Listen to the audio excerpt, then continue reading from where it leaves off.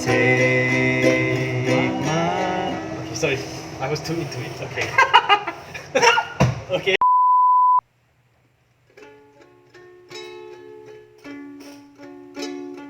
Take my hand, take my whole life through, 'cause I can't help falling in love with you,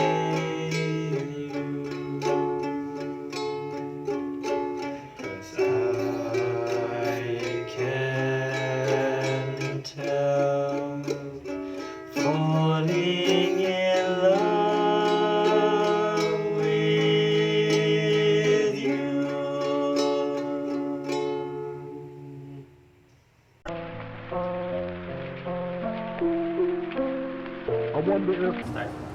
Hello everyone again, this is Brother Reginald.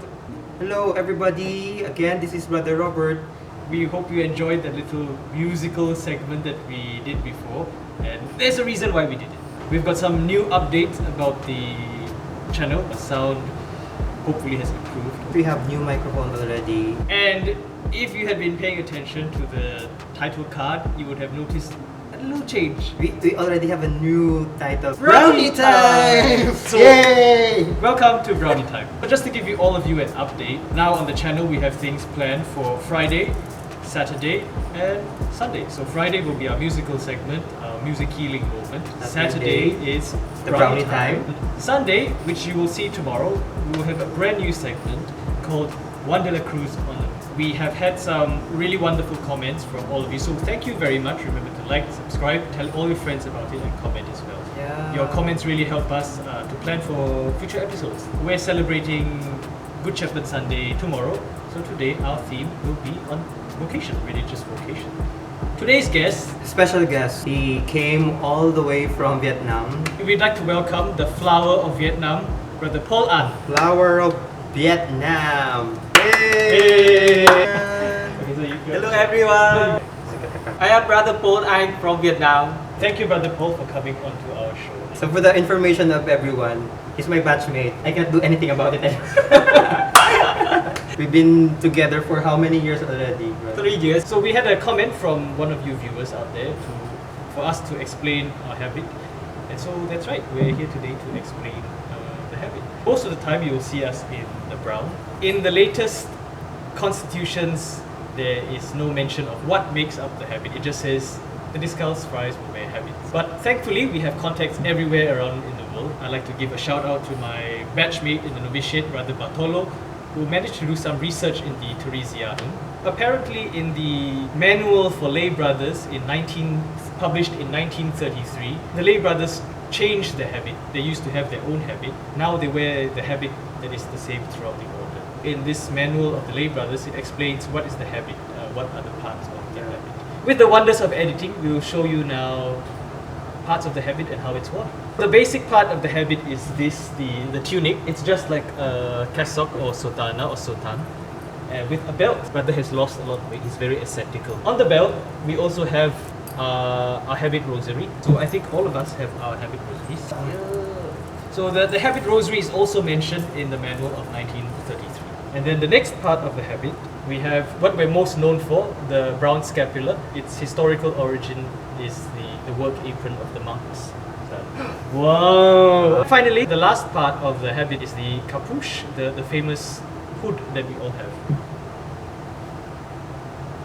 That's right. So this is the sort of daily wear habit that we have. And on special occasions, as you have seen in the intro video that we did for this channel, we'll put up the title cards right here. You would have seen us wear this white mantle or cape. There's also a reason behind each article of the habit. Tunic, it just represents poverty because ideally you have only maybe 2 sets of clothing and then you change every day. It prevents you from going out to buy lots and lots of clothing. The scapular, as we've mentioned earlier, it descends from the time of when it was used as a work apron. It symbolizes hard work. In time, it acquired the spiritual significance also of the spiritual protection of Our Lady. As for the belt that we wear, you see the belt in the old days, before Vatican II, when you were invested in the habit, the prayer that was read out as they placed the belt on you would be, when you were young, you walked wherever you wanted to go, and when you're old, someone else will place something around you and lead you where you do not want to go. So it symbolizes the virtue of obedience that we have. And this little hood, in the old days, it was just to cover your head, because when you went walking in the sun, it was very hot. Yeah. So it gave you some kind of Protection from the sun. It also signifies the helmet of salvation. It's still used today when it's raining or it's hot. But actually, people have their own interpretation for the habits also. Every part of the habit. So it's up to the person who want to have their own interpretation about the habit. As a substitute, tomorrow is Vocation Sunday. We're also going to spend a bit of time on religious vocation. We just want to stress here that the religious vocation is different from the priestly vocation. When one is interested in becoming a religious, priesthood is something that is added onto it. I think in today's situation, a lot of people are asking, how can I discern a religious vocation? For all of our viewers out there, I really want to recommend this book. It's called Religious Vocation and Unnecessary Mystery by Father Richard Butler, OP. We'll flash down here, we'll block his face. I'll just summarize here the most important point of the book. Essentially, anyone who wants to discern a religious vocation is asking one question: what is God's will for me? And Father Butler, according to the principles of St. Thomas, says actually we cannot know the divine will of God, absolutely speaking. But God does manifest His will through signs. The three types of signs that perhaps we can mention. The first is prohibition. This is like the things that you will find in the Ten Commandments. Do not do this, do not do that. But there are also positive things like precepts. Love the Lord your God with all your heart, all your mind and all your soul, and of course love your neighbor as yourself. These are precepts. Then we come to the third one, counsel. Things that you could do. When Jesus says, if you wish to be perfect, follow me. This is a counsel. If you wish to be perfect, come follow me.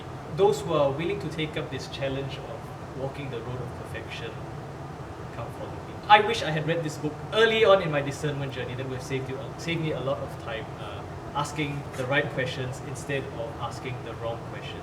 If any one of you out there is asked, do I have a religious vocation? The simple answer is yes. God is calling everyone out there to embrace the religious life. The evangelical counsels, they will help you lead to perfection. But not everyone is capable of living a religious life. So the invitation is general, but you have to ask yourself certain questions. Can I live this life? Am I suited to this life?